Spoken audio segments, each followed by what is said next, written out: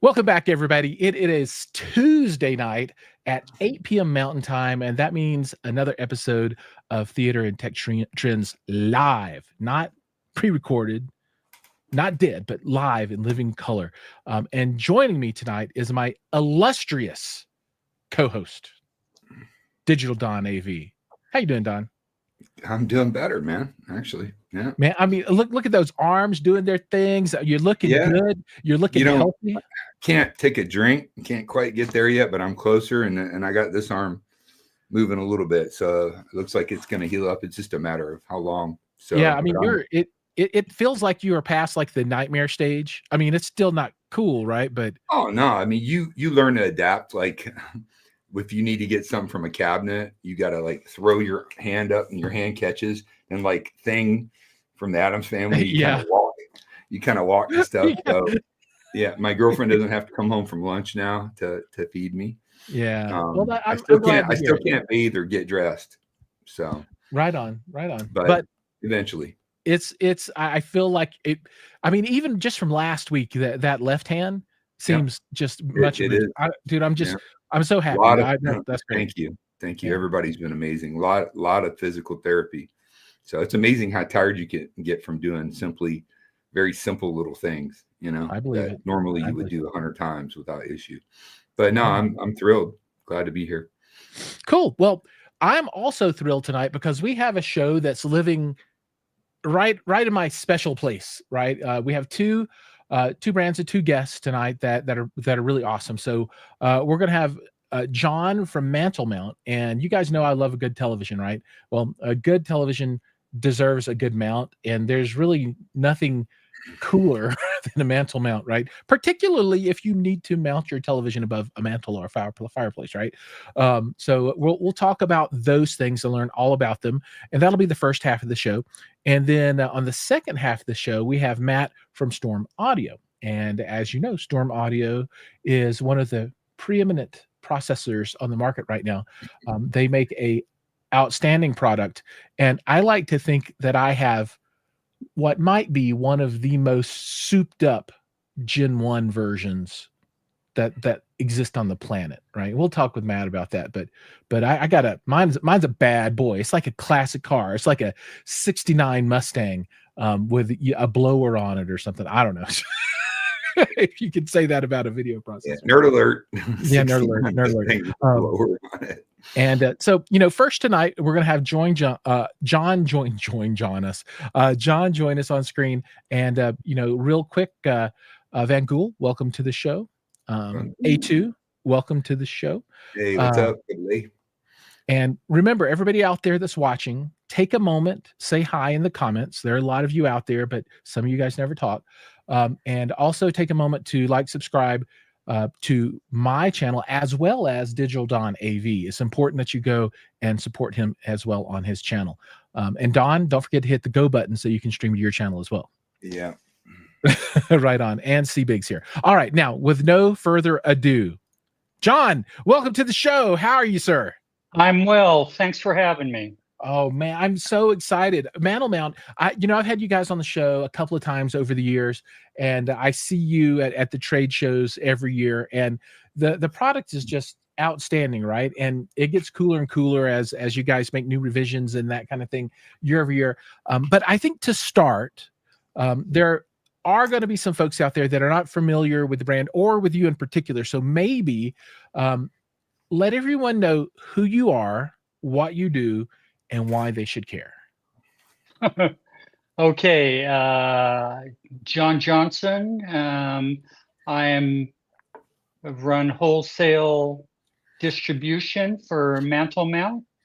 That is the dealer portion of the business. We have two businesses: consumer, direct to consumer on a website, and that's mantlemount.com. And then we have our dealer website and product line, mantlemountpro.com. Okay. And I've been in this business for going on 40 years now.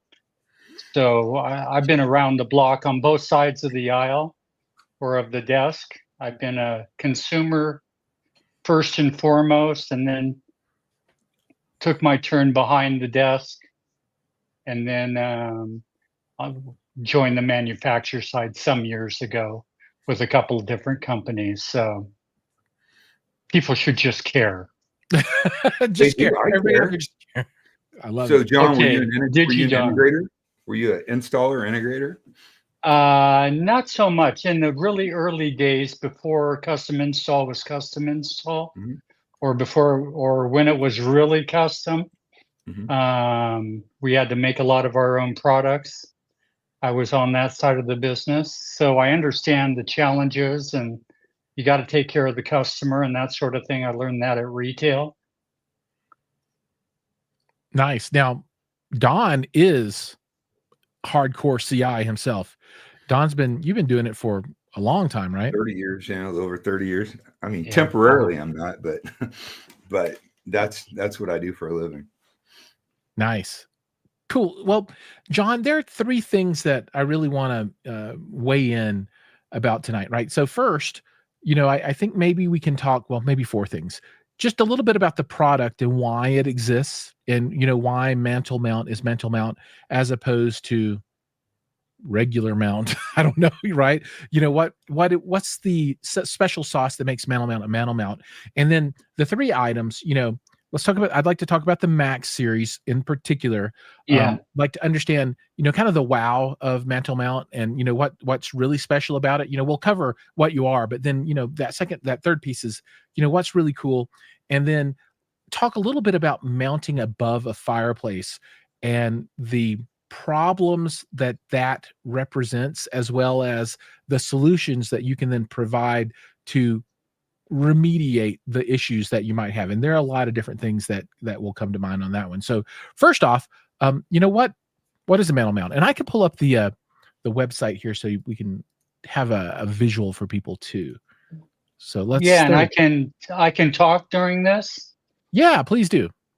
Yeah, so Mantle Mount is a company that solved the problem. Classic. Figured out there was a problem and invented a device to fix that problem. And that is, most houses, especially in the living room or the family room, they're oriented around a fireplace. So that's where the TV wants to go really bad. And that's where most people want it to go. The problem is looking up at the TV is looking out at the top of your window, or looking up at the top of your wall. Right. It's not comfortable, and it leads to neck strain. People watching this site have probably invested good money in a TV and invested in a better TV that has lots of features. And unless your TV is at a level watching height, you're not going to be able to take advantage of the quality of picture that you paid good money for. That, Right, and usually there's a sound bar or a center channel audio involved, and that usually gets the speaker down at eye or ear level in this case. So that's how Mantle Mount started in 2014, identified that there was a problem, understood there wasn't a solution for it, and started a Kickstarter campaign, went out to his garage, tooled one together. Then all his friends wanted one. Did a Kickstarter program, had to shut the computer off because he was selling so many. Wow. And it's been running at a fast pace ever since. Yeah, one thing I wanted to point out there, and I think it's a key factor that people don't necessarily realize, but I think most people understand that when you have a television, you have kind of a different off-axis experience, right? The performance is different as you move left and right in front of the television, right? But that also happens as you move up and down with the TV as well. Oh, so, definitely. So yeah, I mean, folks are like, well, we'll put it up high and it'll be great. Well, you're going to have problems with that, just like you have problems when you're on eye level left and right. And this resolves that. And you guys have a bunch of different products. I mean, let's look at all these different things you got going on here. And maybe we could talk a little bit about what differentiates these, right?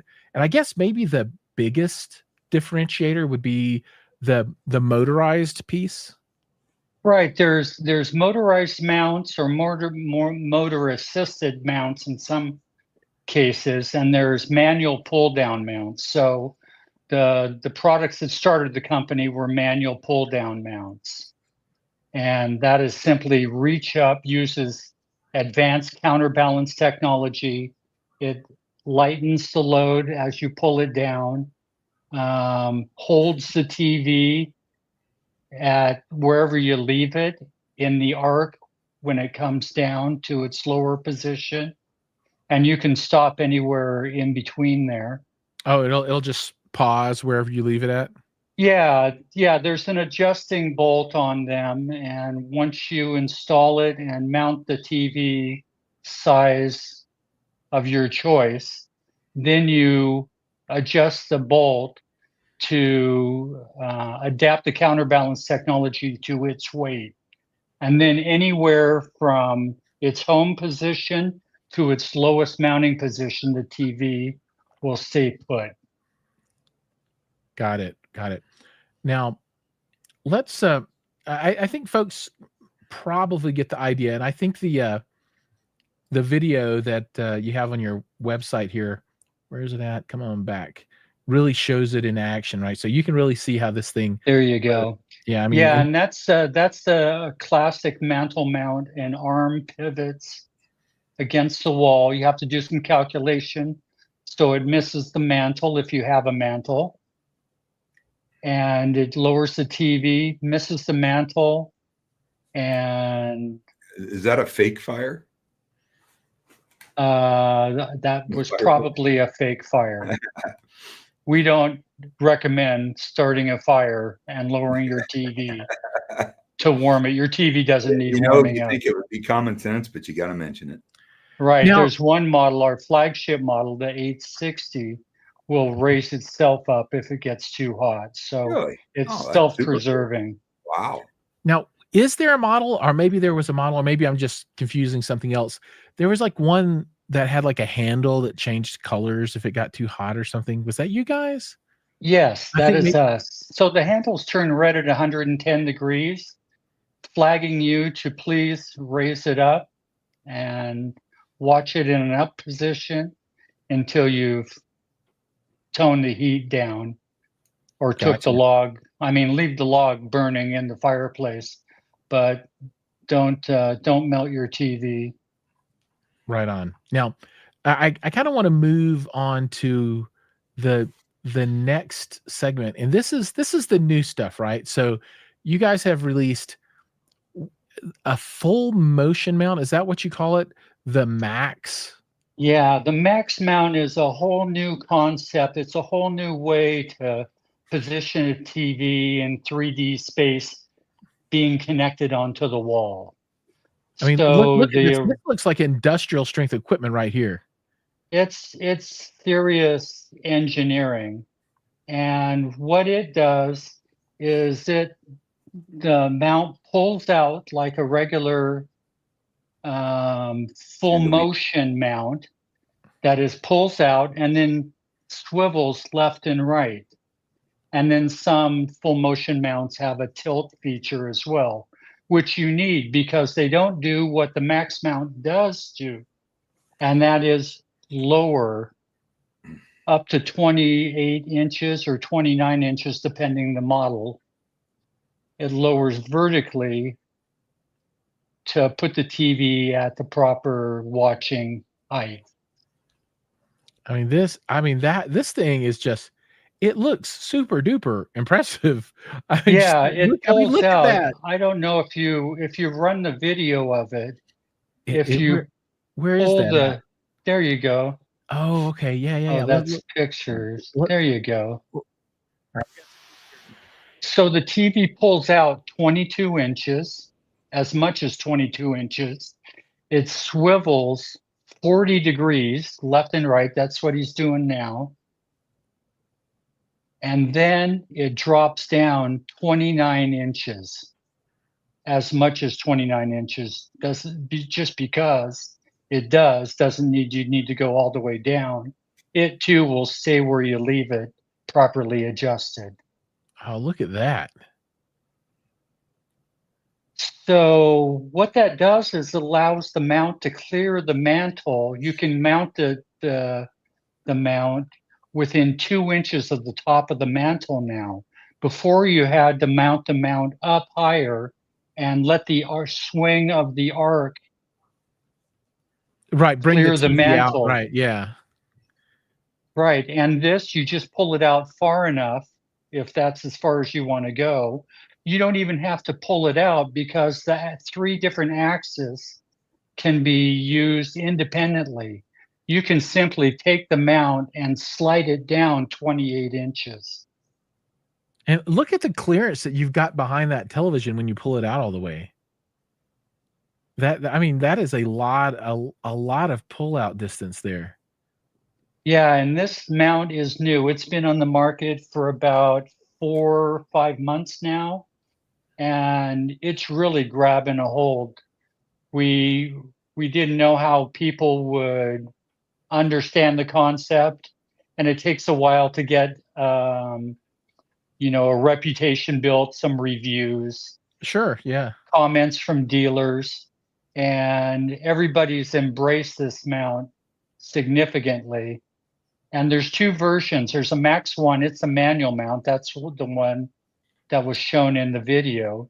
Right. Max 2 has a motor assist feature where you pull it out if you want, swivel it if you want, and then there, where the handle is in the center of the mount, is a Right. butterfly switch that a paddle switch, you might call it, that you use to raise and lower the TV. And it stays where you leave it as well. That model goes up and down 28 inches. And these both the models will handle up to 86-inch TVs? Yeah, that's not a problem. It's weight that we go by. The manual mount will go 95 pounds, Max 1, and Max 2 will go an incredible 150 pounds. Ooh, 150 pounds. So Right. now I need to see how much does the you don't want to put 100 on that, dude, probably. QM 8K TV weigh. Because you can doesn't mean you should. Oh man. Maybe we should. Maybe we should, because I think those televisions are coming in less than 150. I think. I don't know. Yes, they are. There's some 100-inchers out there, and variants, 102, 101, Right. 103. And most of those these days can work on a 150-pound mount. Their weight's going to be in the 130-pound range. So let's see, 98-inch TV. We are looking at 124 pounds without the stand. Oh, it's close. We are cooking with fire right now, ladies and gentlemen. Don't do it, Giles. I'm just thinking, because so you ever feel how flimsy a TV is? Like, seriously, this is speaking from experience, right? Mm-hmm. You go trying to arc on a 198-inch TV with connected in a space about that wide, you're probably, you know what I mean? If you're careful, you're all right. But I'm just saying that TV could crack. Right. Only the premium mounts can handle in excess of starts at 125 for a couple of them, and then goes up to 150 on the Max 2. So it's the most robust mounts we make will work with the bigger TVs. Interesting. Which tend to be the premium TVs that your customers, your viewers probably own. Right. Yeah. I'm a big fan of the large form factor television, just for obvious reasons, right? Oh, yeah.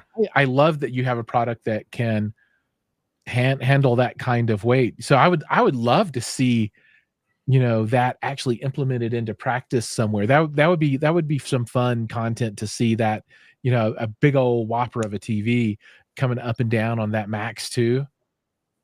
Yeah, we have various videos. I'm happy to supply them.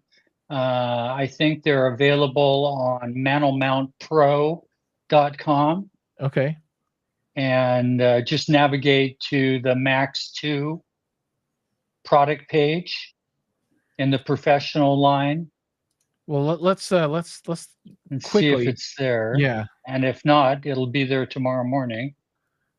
Let's see. Let's add the stage. All right, here we go. And we're going to go to, which one is it? FAC or no? Max 2. So it's the right-hand one in that lineup of 4. There you go. No. Oh, this guy. Yep. There you go. There's videos. And there's Remy. Start that video.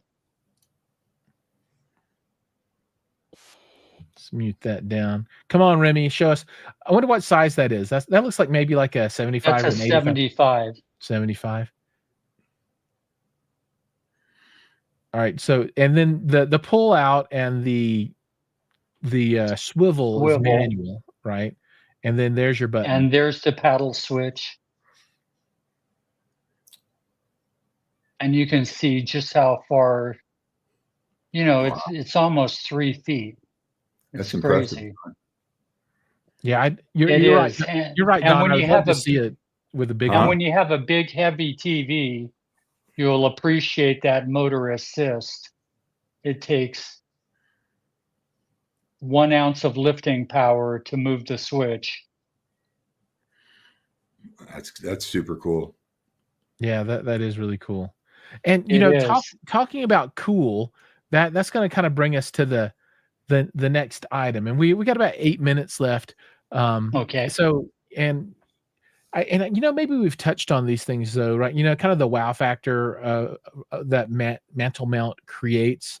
And that's, I guess, really the motorized piece for me would be like the biggest wow, right? Because you have one model that you can use a remote control and push a button and it just does its thing, right?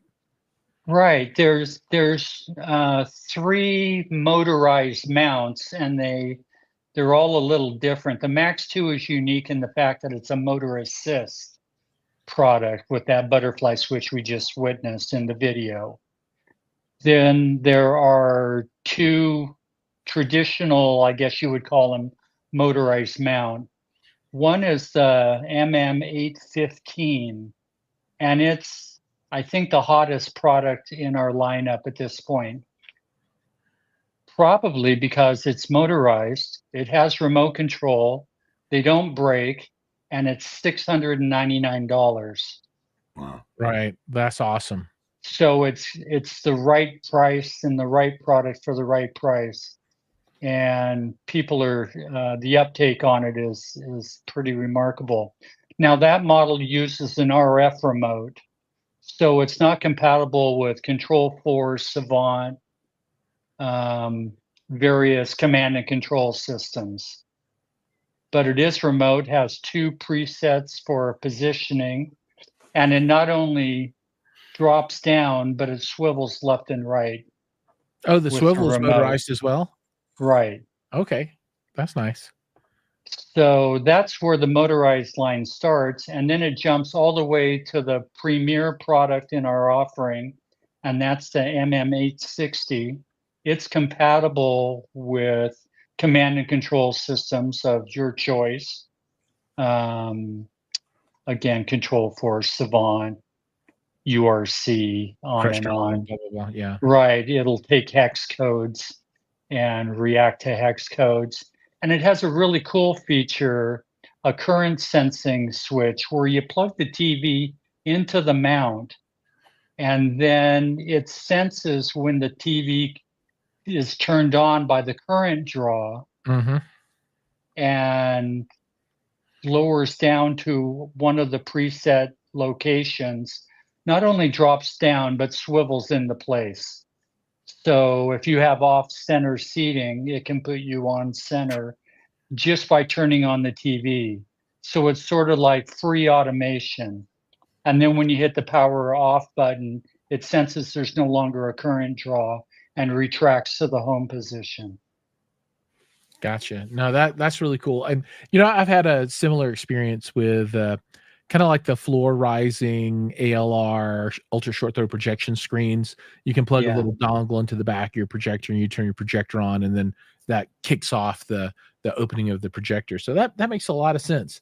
That's right. And there's a tweaking feature that allows installers and professionals in the installation industry to adapt it to various current draws in Right. case there's any variation. Right on.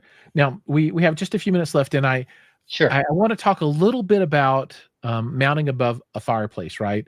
So there conventional wisdom, said it's it's where the TV wants to live, but from an experience point of view and for the health of the TV, it's the worst possible place that you can put it. But your product pretty much eliminates all of those caveats, right? It does. It's, again, the living room is designed around a focal point, which is usually the fireplace. So you're kind of stuck there. It was when I made the leap to a flat panel TV, a plasma, of course. First thing I did was mount it above the fireplace. And so from firsthand experience, it lasted about 3 months up there until I got an appropriate mount, moved it to a side wall in the same room, and was fortunate enough to be able to make it work, mounted it a proper height. But the neck strain and the uncomfortable viewing when it's that high is no joke. It's real. So it's not like we're saying, don't play with spiders or something like that. Right on. That makes a lot of sense. All right. Now, I guess the most important thing then for folks is if they're interested in this kind of mount for their home, where do they go? What do they do? So, I think you sell some direct on your website, and then others you need a dealer or a custom installer. That's right. There's two ways to buy Mantle Mount, with some slight variation of each, but we sell direct at mantlemount.com, and we sell the more affordable mounts on that website. And you can order direct, and it'll ship direct to you. Or you can go to mantlemountpro.com, and those are the professional mounts that are sold through authorized dealer network around the US. And there's lots of dealers. In some cases, you could buy a mount from mantlemount.com and then call an installer from mantlemountpro.com. That happens every day, where Right. we refer installers and CI specialists to people to help them get their installation needs met. I would highly recommend that people use a pro installer. Just getting the wires nice and neat, going, so many different ways they build fireplaces, going through stone, going through, unless you want to have wires hanging down, which if you're going through the effort of doing this, you probably don't. That would be my recommendation. That's right. And these mounts are stout too. The lightest one is in the neighborhood of 43 pounds.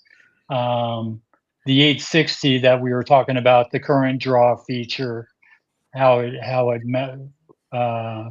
motors up and down on its own, that mount's almost 100 pounds.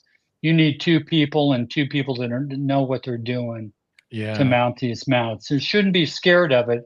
They should just call a professional at mantlemountpro.com. Yeah, and hiding the wires or getting the appropriate cables, because most of the time, if a fireplace above the mantle has been wired at all, it's usually just a coaxial, unless it's a modern home built recently. So you have to usually put your sources either behind it or someplace remote, and running wires up to it can be a challenge. Yeah, and you're running network cables up there Correct. for the Right. TV box and the TV itself.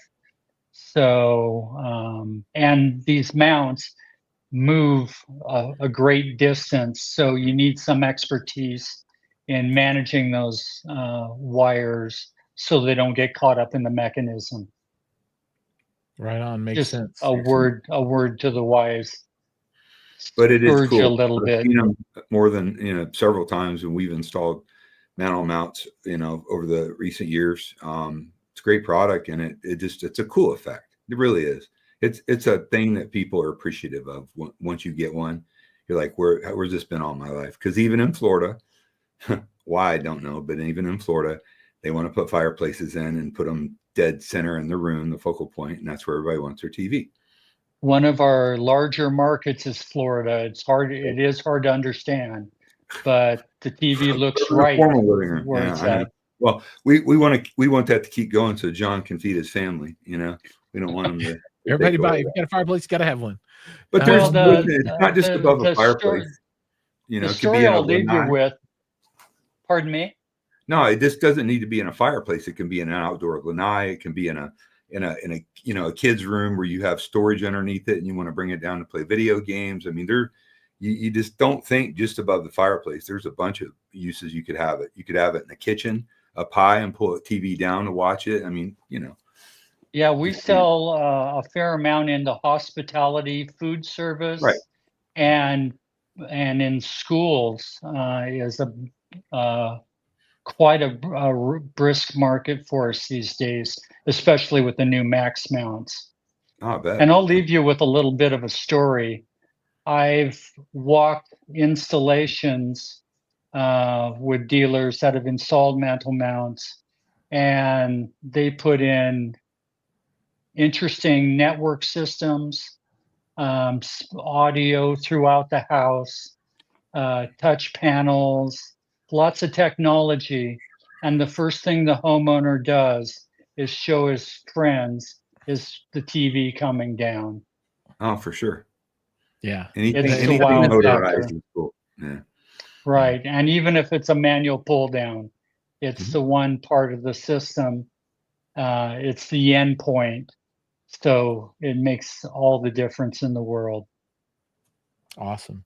Well, John, thank you for that story. And thank you for spending time with us here tonight and showing us the new Max too. I mean, that's pretty awesome. And I cannot wait to see a 100-inch TV loaded on one of those going up and down. That's on my must-see list. That would be pretty exciting. We'll keep you on the mailing list and make sure you get a first copy. Woohoo! Awesome. All right, John. Again, thank you so much for joining us. And I'm sure we'll see you guys again soon. Don. Giles, Don, it's a pleasure. All right. Take care. Pleasure, brother. Hey, Giles, I'm going to have to dip. I'm in quite a bit of pain right now. And I'm sorry, and I apologize. I thought I could make it through. Well, I don't want to pay the price. I appreciate it. Yes. Love all you guys. Thank you. Appreciate it. See you, Don. All right. Now, without further ado, we're going to bring in our second segment. And it has something to do with, this thing right here. And to tell you what's in the box. We've got Matt from Storm Audio joining us. Matt, welcome. How are you doing, sir? I'm doing great. How are you doing, my friend? Man, I'm living my best life right now. I tell you what, I get to do surgery again on this box. I'm excited.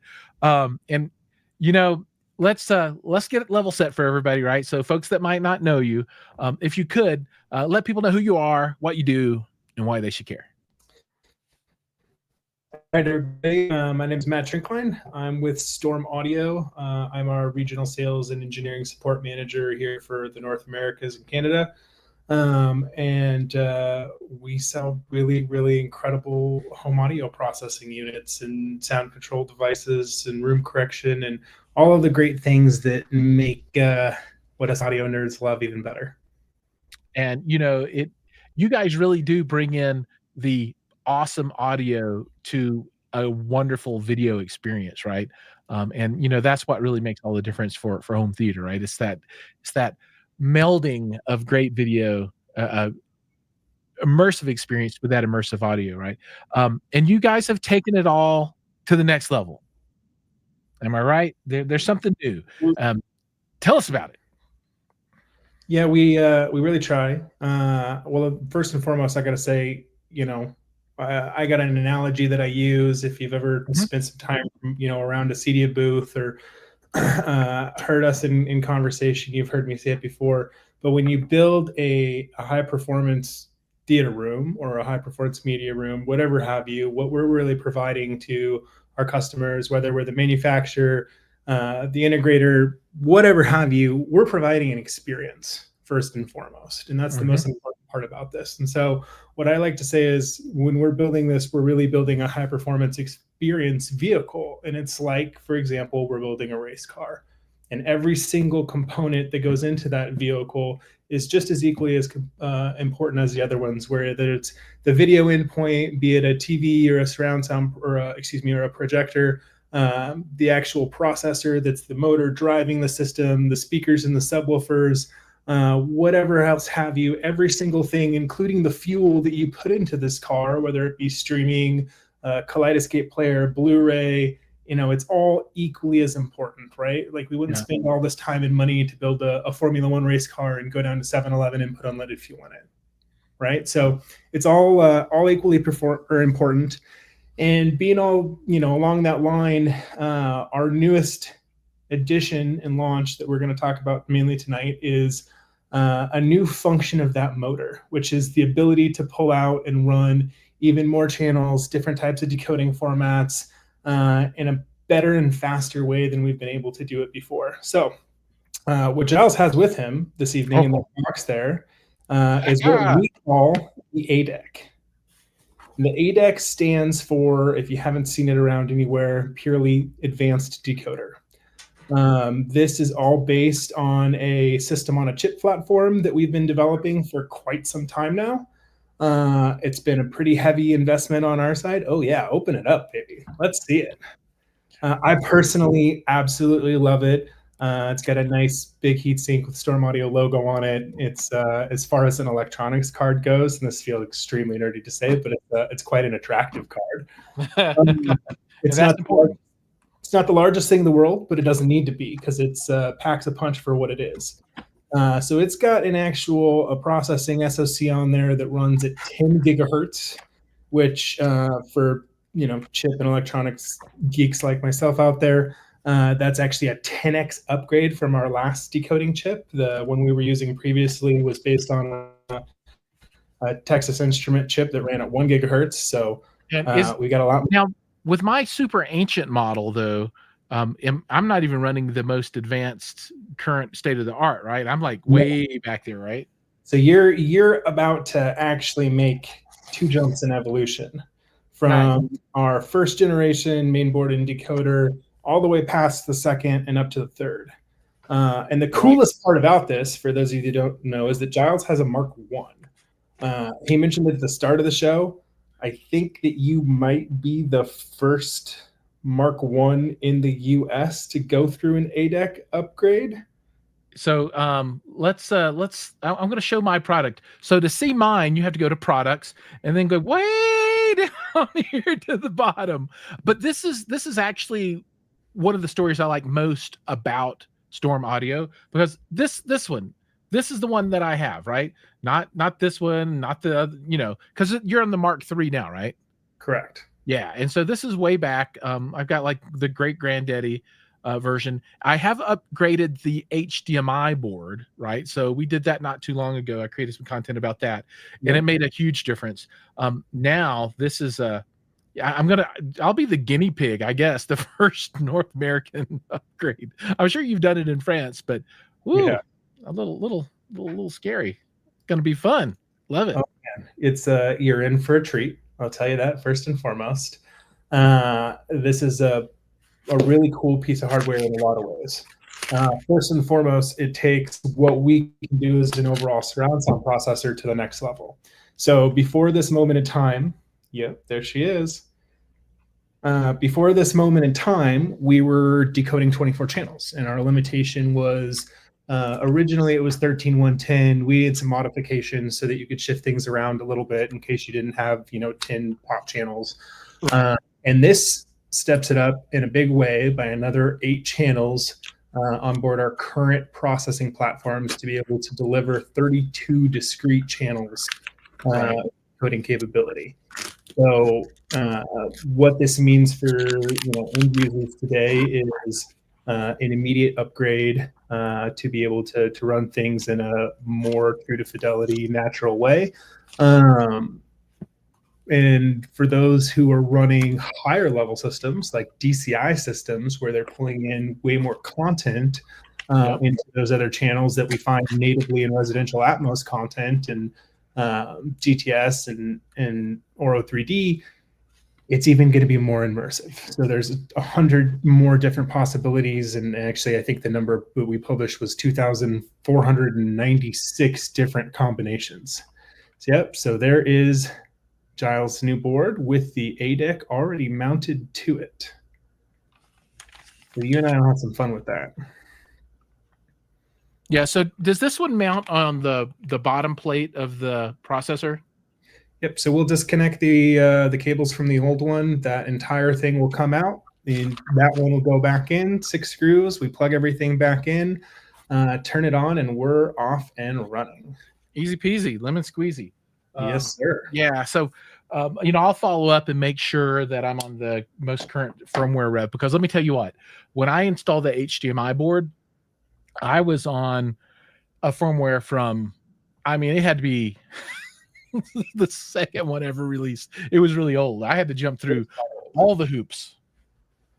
It was quite old, but was there an improvement performance wise on that? Oh, absolutely. It's the HDMI. It was a game changer. And then this I think really is going to be the significant game changer, right? So let's put this in context for all of the customers, right? So when a current customer, right? So someone who buys one new and it has this, well, they just get it right, and that's all they've ever known, right? It'll be awesome, but they won't have kind of a reference of a frame of reference. For earlier customers, what is the expected experience change for them, right? So what is all this 10 super gigahertz what does it mean? The biggest thing that it means is an increase in immersion factor. And that's going to be totally across the board for a lot of reasons. So this goes to the latest version of the Dolby Atmos residential codec. This goes to all of the latest versions, including MPEG-H, which is something that's new to us too that this supports. Could you tell people what that is? Because most folks don't know what that is. So MPEG-H is a slightly more open, not as content used primarily, especially in the US, version of immersive audio. It's an immersive audio metadata file is what it really is. And it's largely in port used by the Recording Engineering Society, music production, as well as in broadcast. And it's a cool format in the sense that it kind of differs in how we do spatial decoding from a lot of the other formats. And so it's actually just grouped together as a whole, and it gives you technically a 22 channel rendering capability, and then LFE on the side. Gotcha. So cool. It's a world of its own. We're starting to see it get more and more traction. I think one of the biggest reasons why we don't see it more and more often is because really there's not a lot of things that support it and decode it. So we're now only one of a couple platforms that actually have the ability to do that and support that. The biggest thing, though, let's talk about content we do use, right? Sure. And we see all the time. So, the biggest thing that's really cool about this move to Dolby, the latest version of Atmos, is that it focuses on some things that Dolby didn't focus on before. Primarily a lot of immersive content metadata that was limited if you didn't have higher level channel counts. So there's more specific content built in there for Dolby Virtualizer, for increased headphone rendering, soundbar, 3D gaming performance, and they have a really strong focus on VR, AR, and gaming in the latest versions.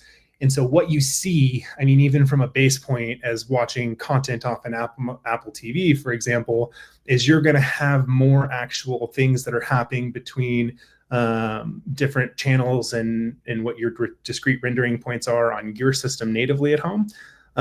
It was something that, you know, we noticed first and foremost. My wife actually made a comment to me about it at one point, and she was like, does it feel like there's more? Because we had been, I forget what show we were watching, but we were watching a series when I actually did the upgrade originally at home, and we were still in, you know, the test phase, playing with things.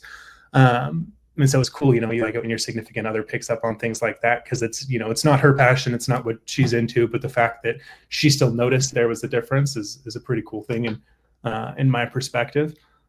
So it brings you a lot of cool things like that. The other thing it brings you more immersion for people who don't have higher channel count systems via Dolby Virtualizer and some of the other things that they have on there. So with the new one, something that you think that's really, we see that's really cool is when you're on the remote page, the moment you have an Atmos codec signal coming in, you get all these control options that weren't there before. So you can activate the virtualizer and turn it on. You've got the Dolby modes to switch back and forth between some of their preset algorithms that come back in. And so that's going to be what people see first and foremost. It's kind of cool to use. I was just playing it with a colleague of mine actually before we got on this call. And he was like, hey, I don't understand, you know, where this is. And I was like, that's because we're not feeding it a signal that has the ability to use that. So as soon as you feed it an actual Atmos codec, then those things are available. And so realistically, you know, what does that mean, right? So for example, if you're in a system where you're operating a sound bar or something of the sorts, it's going to give you, with virtualization enabled, the sensation that you have surround effects by the algorithms that Dolby's using. So it'll give you a sense of an actual channel before you, kind of similar to how you'd get from a binaural rendering, I guess. Sure, sure. And then you take it to the next level. So it's a step up above everything. So, you know, let's say you've got a 5.1 system. The virtualization is going to give you the sensation that you have top elements, even though you have nothing there, even without an upfiring channel like you would have in some cases. So we have a question, and I want to thank Don for supporting the channel with his question here. So if the native mix is set at 5.1.7.1.9.1, is the Storm actually upmixing automatically to 32 discrete channels if you have 32 discrete channels? How does that work? Automatically, no, unless you have the unit running with an upmixer active, which a lot of people and clients do. When I kind of train people about the ins and outs of the Storm audio ecosystem, I say, think about it as a piece of smart technology, kind of atypically of how we think of smart technology today, but thinking about it in a sense of, because it's meant to work at the highest degree of performance and fidelity, we don't ever want it to really automatically, other than, you know, some higher level things, we don't want it to automatically do something and have it be something accidental that you didn't want to happen. So that's totally on the customer engagement side. Whether you're on, you know, mobile app, tablet app, the website remote control, if you've got an automated system at home, if you've got the actual just Storm handheld IR remote, either way, that's going to be something that you trigger on there. And it's going to be based on what your system is and what the content you're feeding into it is. So let's say, for example, you do have a 32 channel theater at home and you have the Dolby surround up mixer on. You're going to, not at all times, but at the correct moments, make use of all 32 of those channels. But it's not going to be something natively that happens on its own. It's a current up mixer engagement. Right on. So let's talk about my specific, because this is all about me, my specific environment. So right now I'm running 7 bed channels, 4 Atmos channels, and 5 subwoofer channels right now. So it seems to me that this is going to potentially create a pretty nice experience for me above and beyond what I've been able to experience in the past, because, you know, I'm not running 11 bed channels and 6 Atmos channels or 10 Atmos channels or what, right? So maybe I'm the sweet spot for this. I don't know. What do you think? Yeah. And not, you know, to be honest, not a ton of people are. I don't think we've gotten to that point in the home theater game. I've seen, you know, kind of The standard higher level probably grow from 9 base channels to 11, base layer channels recently, but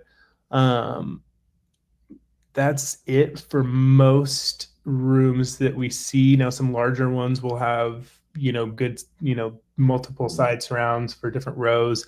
Yep. And how we set that up and configure that's going to vary client to client, and based on what the customer's goal is. So it's definitely a good place to be, because you're right at, the top end of that threshold still. And you'll see some more immersion out of it. So it's a fun thing. And especially for those of you who are running larger channel count systems, even better. Yeah, and my room it's a single row room, so I don't really need tons of side channels to kind of fill in for that, because I have a small little place. But we do have a follow-up question from Don. How many of those channels can be assigned to subs? I don't know if maybe this is just a general question, but like all of them if you wanted to, right? Yeah. If you really wanted to, you could run a 1.31 system. I know some people that would not be upset with that, right? Just no, everything out of the center channel, 160 decibels a base. So there's a lot of, I won't say a lot, there's a good percentage of folks in the production side of things, movie directors and things of the sort, that actually prefer to listen in that capacity. And when they have people over, they'll put it into multi-channel mode. And when it's just them, they will watch mono out of the center channel with subwoofers engaged. There's a good amount of people that do all that. Really? Yeah. Oh, interesting. Yeah. And it's an easy thing to do on a Storm deployment, because it's just a change of a preset, and you go from one mode to the other instantaneously without having to stop anything. Nice. I've never actually engaged all of the channels that I have. So I think I believe the baseboard did 16, and then I have a 4-port expansion module on there. So I believe I've got 20 XLR outs on the back of the unit. And I think the most I've ever used was the 7, 11, 12, 13, 14, 15. I think I've used 16 of them. So I need to go to 8 subwoofers and use all 20 channels. That absolutely do. Man. So using the Dirac, that's all baked into the unit there, it can handle tuning up 8 subwoofers, no problem, right? Not a problem at all. We've done rooms with a good portion more than that. I don't know if we've done more than, I think the most that I've seen on a project was 12, possibly. Which is, 12 is a good amount of subwoofers. Yeah, especially I can't even imagine having 8 subs in my little space. And just for giggles, that's not the right way to say it. Just because I want to go nuts and go crazy, I'm adding another 24-inch sub into the room. And this is like a 15 by 15 space, right? So it's not big, so there's not a lot of air to pressurize in there. So yeah, we'll have 2 new toys in the room. That's appropriate, my friend. I've got my room at home is a 11 by 13, and it's running a 7-4-6 system with 4 16s, and my left and my rights each have dual 12s, and my center's got a 12. So what's your LCR? Bigger is the way to go. So I have, for my left and my right towers, I have an old school Wisdom Audio Adrenaline speaker. That's good stuff. It is. And it's one that I redid. It's a 74-inch continuous planar magnetic ribbon. So it's a single driver. I run that down pretty low. I think right now it's running to 250 hertz. Mm-hmm. Everything in my room is bi-amplified for the most part, other than my center channel. I do have actually a 12-inch, I believe it's a 12-inch Pro, a Shindo coaxial for my center channel, which fits beautifully beneath, and it's actually beneath my mantle at home. So we try to not turn the fireplace on, although my wife still does so here and there in the wintertime. and it's held up beautifully for that. And then I've got some prototype stuff that never made it Ooh, that's cool. around for my side surrounds and my top middles. And then I've got Shindo 6-inch wedges for my top fronts and top rears. So thank you to Jeffrey and Todd for that. Yeah, those are great guys, by the way, and the brand is awesome too. It's phenomenal. Yeah. What kind of display are you running in there? I actually have an Epson LS 12,000. Nice. As my Nice. projector. So that, and I've got a Seymour screen. And I love to say this just because I know that somewhere in the world it makes Chris cringe. I actually have a 189-inch screen, but I'm in what I call the first house blues. So it's tucked away on a 105-inch frame that I custom built. So the cloth is all wrapped around the back. It even has the black mask on the back too, but it's all folded up. You can kind of see it barely sticking out from the bottom edge of the frame. So yeah. Right on. I was going to say, how did you get a 189-inch screen in that room? But that's how you do it. I didn't. I was resourceful in saying I have a 189-inch screen already, and I'm going to use it until I have space for a 189-inch frame. Yeah. And one day it'll unfurl its wings and be huge. Yes. That's cool. All right. So now there are customers out there saying, I got to have this thing. I got to have it. So how does the normal home theater aficionado customer that is rocking an ISP 1, 2, or 3, right? How do they get their hands on one of these bad boys and get this into their system so that they too can experience the goodness? So we have them in stock all over the world. They're in stock in France. They're in stock in Hong Kong. They're in stock in at our facility here out of Los Angeles. So if you have a dealer that you have worked with already to procure that unit, just go ahead and reach out to them, and that's all it takes. I'm sure that they'll send you an invoice at some point along the way. And if you don't, and if you are somebody who got a unit secondhand or from somebody else or online or whatever have you, we have a really great resource on our website, which is actually a distributor locator. So it has all of our reps in the area. We have a lot of dealers nationwide. We've got over 300 counts. So they just get in contact with whatever rep is servicing in your area, and they will get you in contact with whoever is local to you and the best fit for what you need. Right on. Now, is this ask the ADEC? Is this a ship your unit back to have the ADEC installed, or is this the dealer will have a service crew come out and potentially install it? This is a dealer serviceable item, so this does not have to 100% come back to the factory. And it can, if that's something that you need to work out, we can work with you for it. It's not a problem at all. But it does have to be serviced and installed by an actual Storm Audio authorized dealer or center in order for the warranty to be valid. And that's just purely a liability case. Yeah. And, so for me, as I hack through this thing here at home, I have to, disclaim, this, what did they always say on television? Don't try this at home. It is nerve-wracking to be working on a piece of electronics that costs all in 20,000, 10, 15, 20, whatever it might be your unit, right? So it's definitely best to be left to people that know what they're doing. And luckily I've got an extensive background in electronic service and that kind of stuff. But you have to be really careful with these things. The last thing you want to do is cause some static damage to your unit, because the only way to fix that is come back out of pocket with a ton of cash, right? Oh yeah. So everyone be safe. All right. So Matt, I want to be very cognizant of your time. I know you're out on the road right now. So thank you so much for joining us tonight while you're on the road. I really appreciate it. I know your time is precious, and I thank you for spending it here with us tonight. And everybody out in the audience, again, the same for you.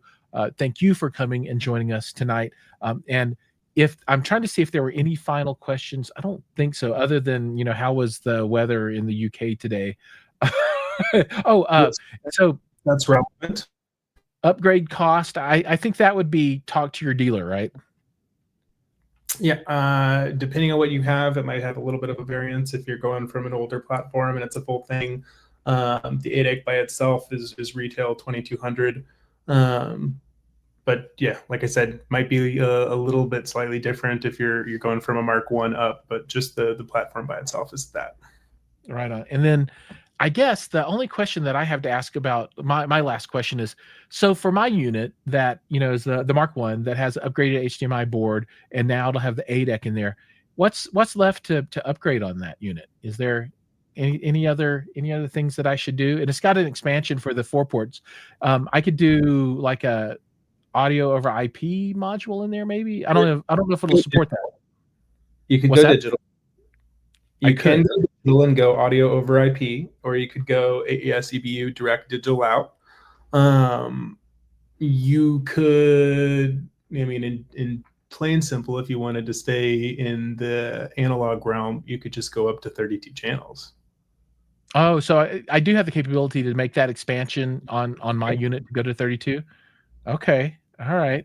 I don't know what I would use another 12 channels for. I guess I could do like discrete. It's not in a master, is it? Is it one of the 3U or the 4RUs? I'd have to look at it. I don't know.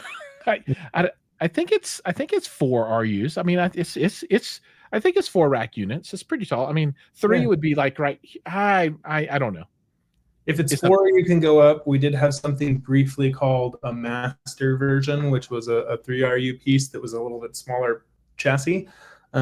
So you could run into a limitation if it was a master, but as long as it's the standard, then yeah, you go up to 32.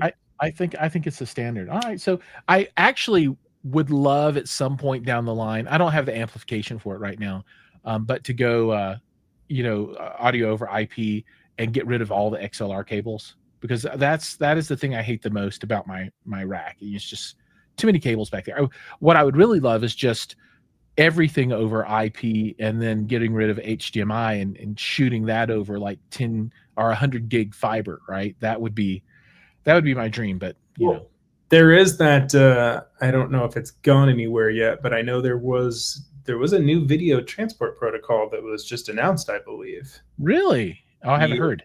I think so. I don't know if it's intended or if we'll see it actually go anywhere. But I did see somewhere online, because I didn't just see things like that, I guess, for the accounts that I follow, apparently, which tells you what I do with my spare time is just look up audio and video stuff, I guess. But I saw something along those lines, so we'll see.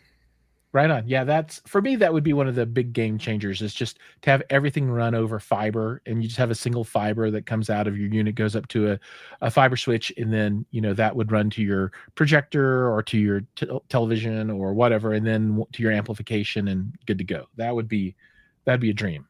One of these days, my friend, hopefully we'll get there. Right on. Okay. Matt, again, thank you so much. Have a good night, and I hope to see you maybe at, I guess, CEDIA would be the next opportunity for me. Probably. Yeah. Are you headed over to Munich? I am not. My wife is going to be up in DC this weekend, so I'm here at home with the kids. So I got the short end of the stick on this one, but I will be at BAV next month, the Bangkok Audio Visual Show. So looking forward to that one. Yeah, that'll be cool. Safe travels. Yep, and whatever your future holds, safe travels for that too. And we'll see all you guys bouncing around back to the West Coast next. So cool, man. All right, everybody out there, thank you. We'll see you in the next one. Take care.